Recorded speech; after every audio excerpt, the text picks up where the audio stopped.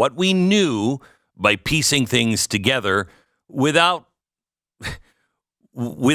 really anyone releasing documents.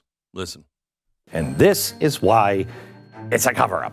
We know that U.S. taxpayer dollars were going to Wuhan, China through EcoHealth. So here we have a virology expert that claimed the consensus among their peers was that COVID was not natural. Part of his research was done via funding from the U.S. government to Peter Daszak and EcoHealth Alliance directly to Dr. Shi in China. He responds with, quote, "I spent New Year's Eve talking with our China contacts. I've got a lot more information, but it's all off the record. All find the genome inconsistent with expectations from an evolutionary theory." That means this was lab made. 2 days prior, he said COVID looked like it was manipulated in a lab. These are the conversations people like Fauci were having in private. Meanwhile, in public, they were denying everything and diverting attention. The dangerous sentences that were redacted, and that quote,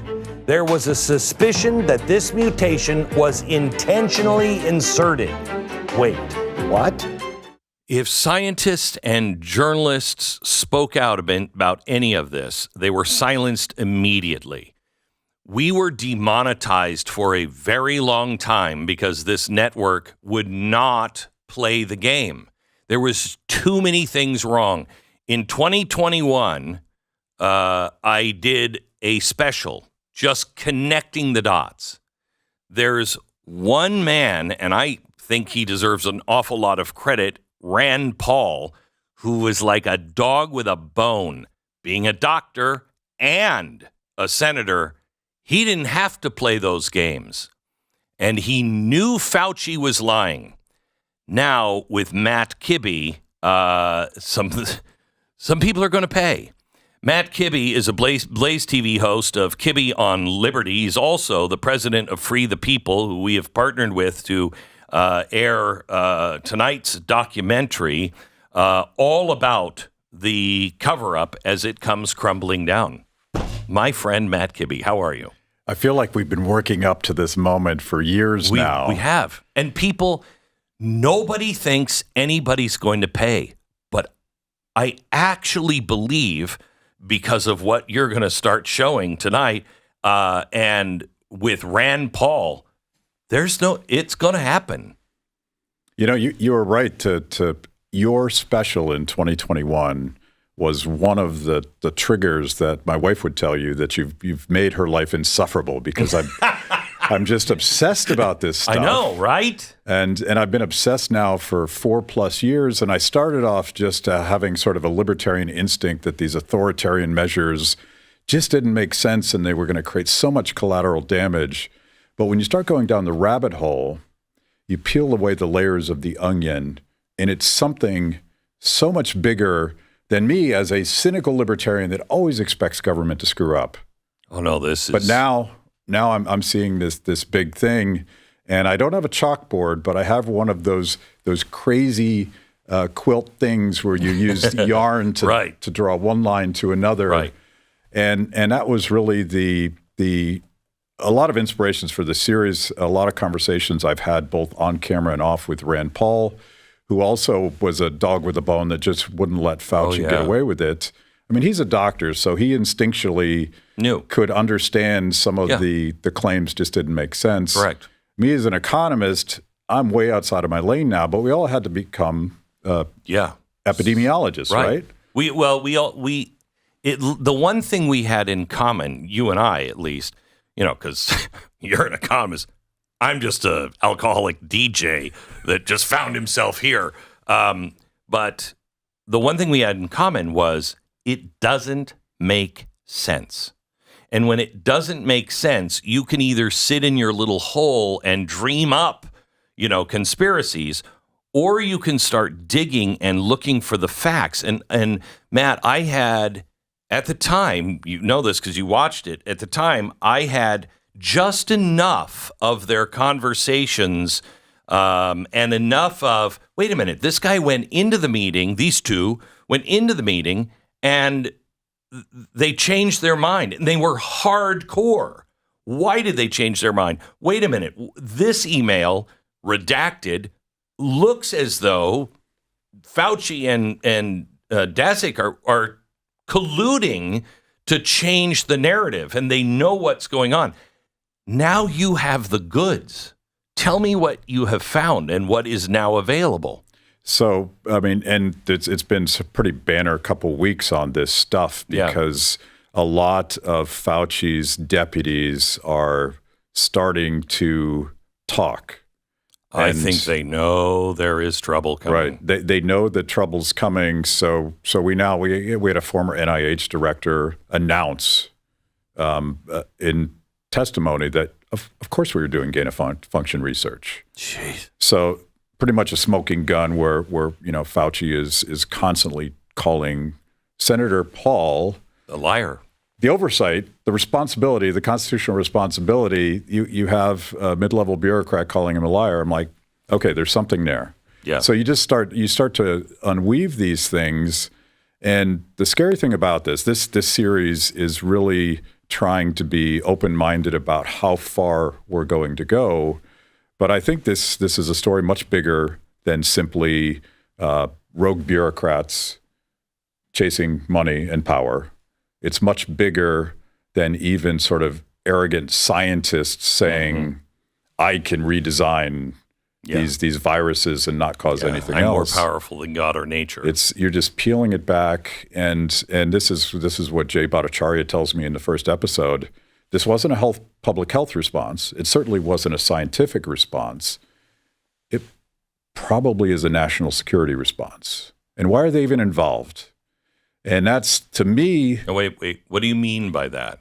It's a national security response. I mean that the actors, and we still don't know who they all are, don't work at NIH. They don't work at the CDC. They work in the alphabet agencies, starting with Homeland Security.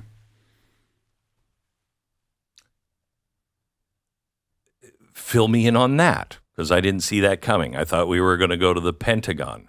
Tell me about Homeland Security. Well, Homeland Security, FBI, maybe the CIA, but they use words that don't explicitly say CIA.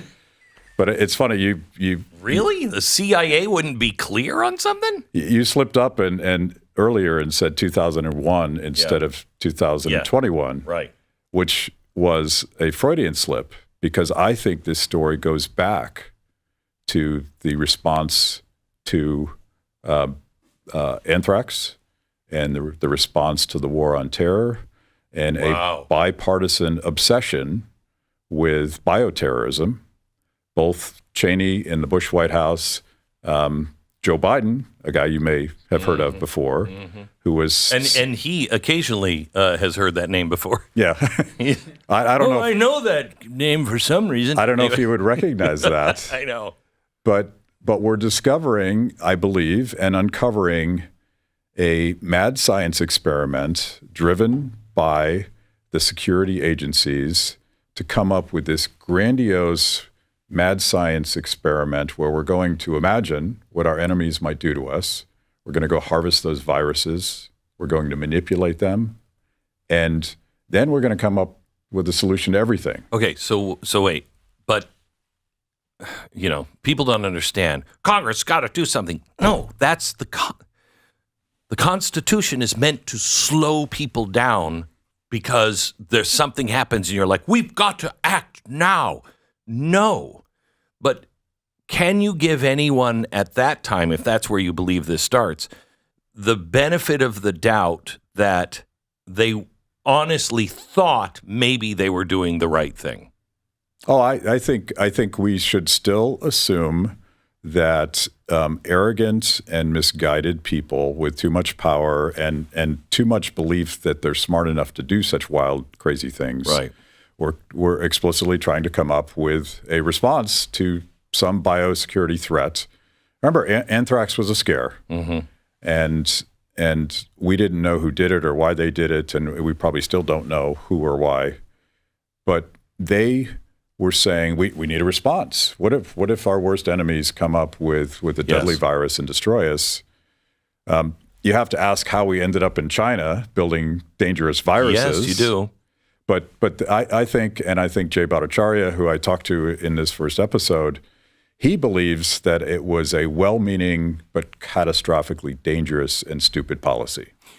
And I think if Fauci would have come out right away and said, we were involved, we were doing this, that's probably at least a chance of that, but we were well-meaning, he would have paid a big price for it because it was against the law, but people would have kind of understood. But the minute he started being draconian and making us pay for his life, he was doomed. Yeah. Doomed. Yeah. So I think there's two pieces of that. He's obviously being a consummate apparatchik. He's a bureaucrat. He's a climber. He's politically savvy on TV. He knows how to lie well. But I also think there was this philosophical, ideological bent that all of these central planners had. Yes.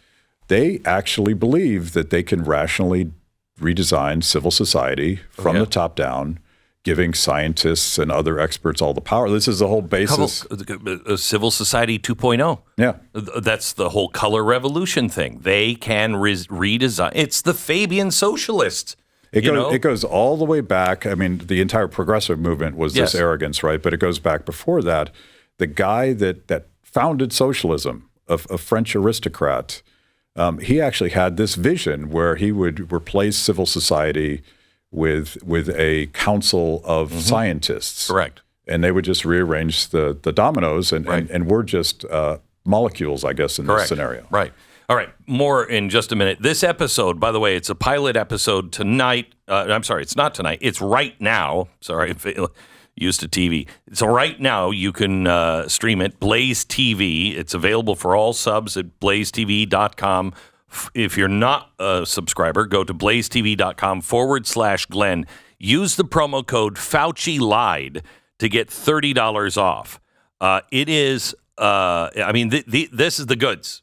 This is the goods. This is a pilot of a series, but they've got the goods. And, later they get into Rand Paul, who is never going to let this go, is he? He's said that to me yesterday.